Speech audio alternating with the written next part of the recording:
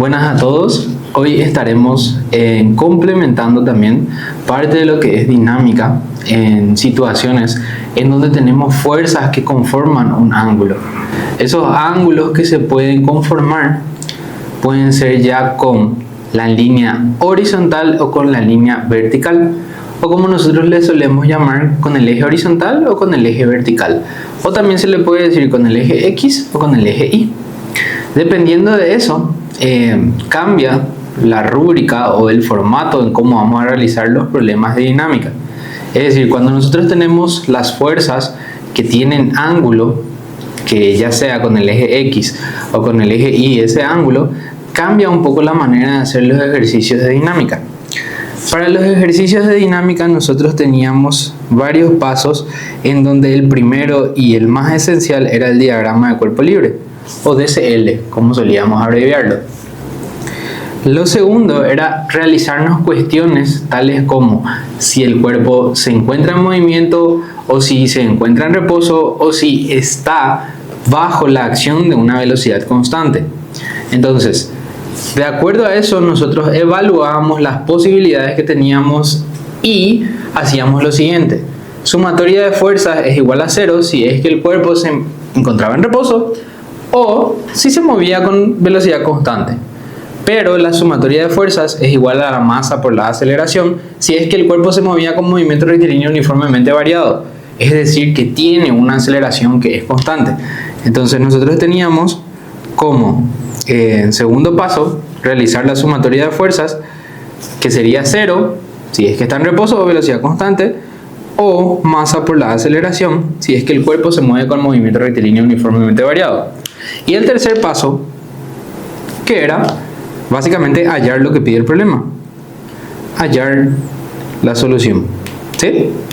Entonces, esa era la estrategia básica de la cual nosotros partíamos en los ejercicios de dinámica, pero nosotros solamente trabajando con fuerzas que se encuentran tanto en el eje Y, o sea el eje vertical, o el eje X, que es el eje horizontal, es decir, fuerzas que podemos encontrar o de esta manera, de esta manera,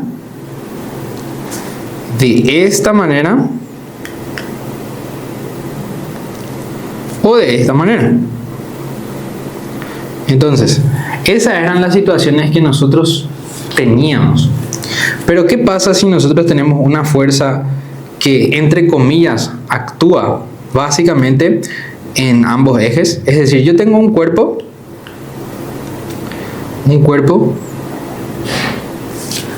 que tiene una fuerza que forma cierto ángulo, en este caso con la horizontal. Entonces, partiendo de conceptos básicos de vectores que veíamos en ese módulo, ¿verdad?, nosotros tenemos que tratar de entender de cómo descomponer esa fuerza. Cuando nosotros partíamos de vectores, cualquier vector tenía una componente en X y también tenía una componente en Y. La fuerza en sí se define como un vector, es decir, que la fuerza tiene una componente X y una componente Y, y también tiene módulo, dirección y sentido. El módulo es el valor el cual tiene la flecha, o la fuerza en este caso, la longitud de esa flecha o de ese vector.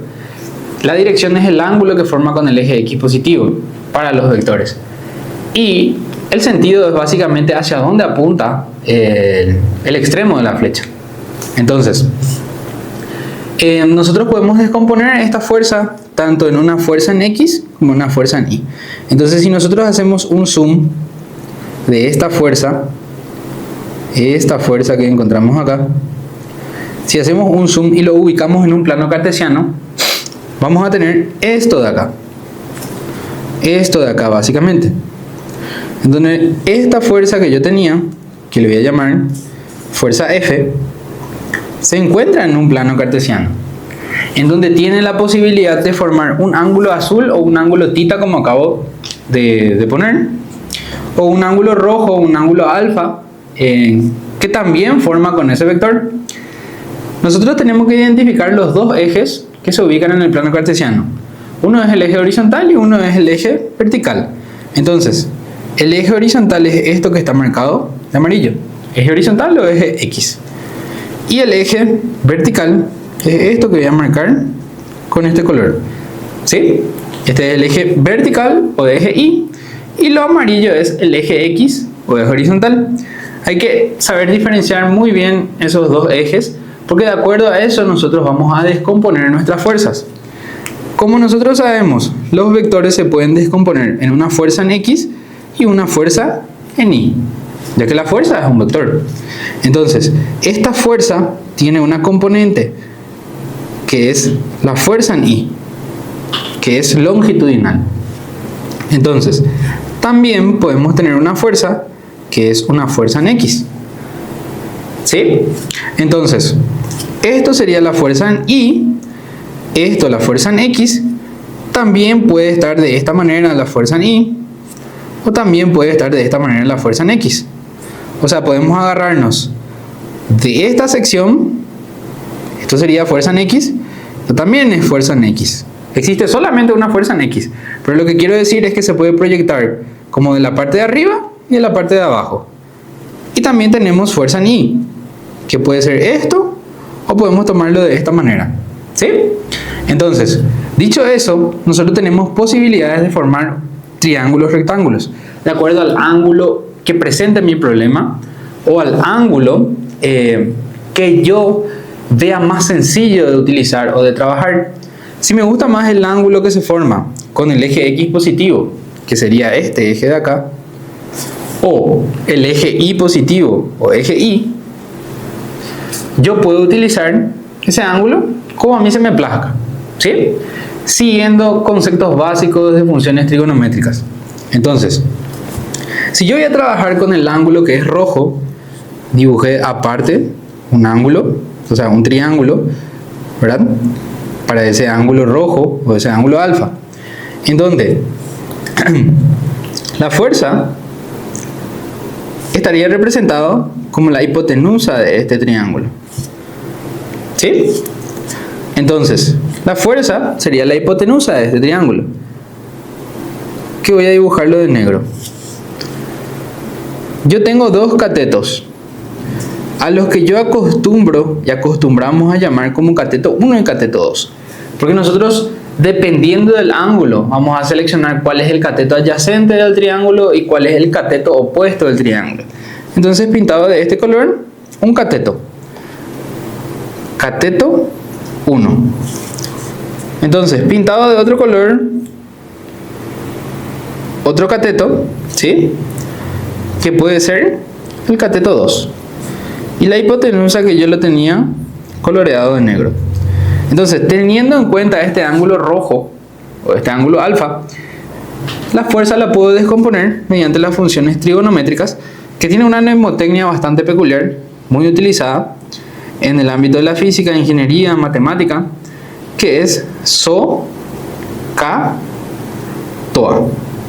Son tres funciones trigonométricas en donde las tenemos en una sola mnemotecnia. SO pertenece al seno del ángulo, K al coseno del ángulo y TOA a la tangente del ángulo. Podemos describirla de esta manera. El seno del ángulo seleccionado, que en este caso lo voy a tener como alfa, es igual al cateto opuesto al ángulo sobre la hipotenusa del triángulo.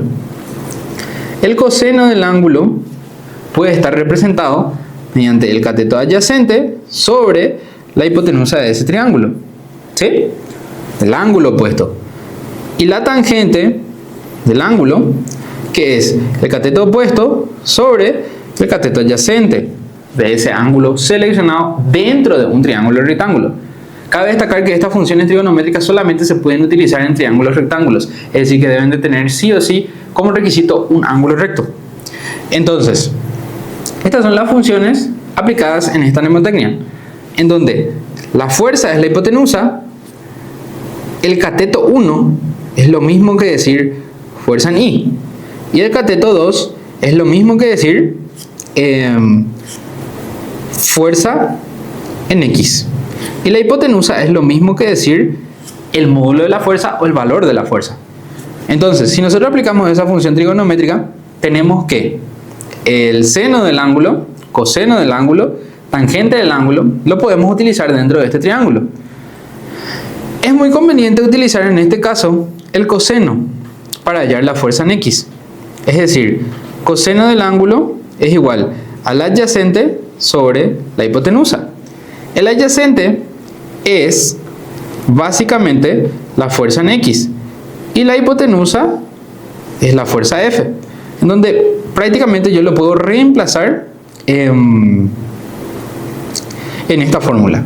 Entonces, si yo estoy dividiendo esta fuerza F y mando al otro lado, al otro miembro de la ecuación, a esta fuerza F, me queda que la fuerza en X es igual a la fuerza multiplicado por el coseno del ángulo.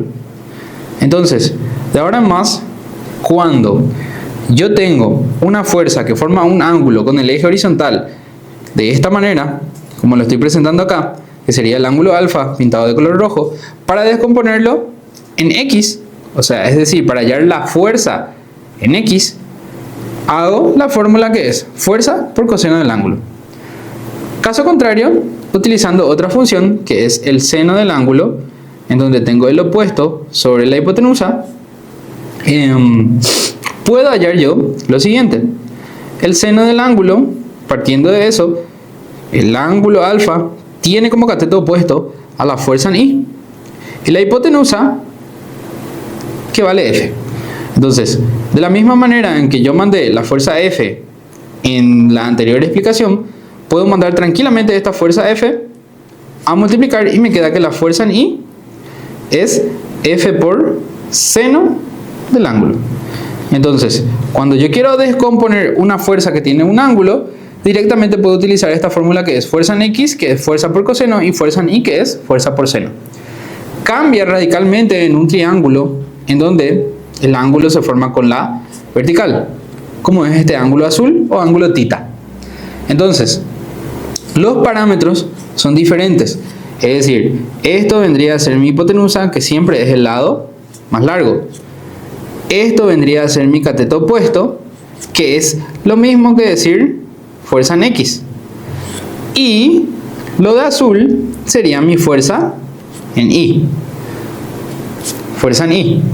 Entonces, de acuerdo a eso, cambia la función que yo voy a estar utilizando. Entonces digo yo que el coseno del ángulo, en este caso el ángulo sería tita. Coseno del ángulo siempre es igual al adyacente dividido la hipotenusa.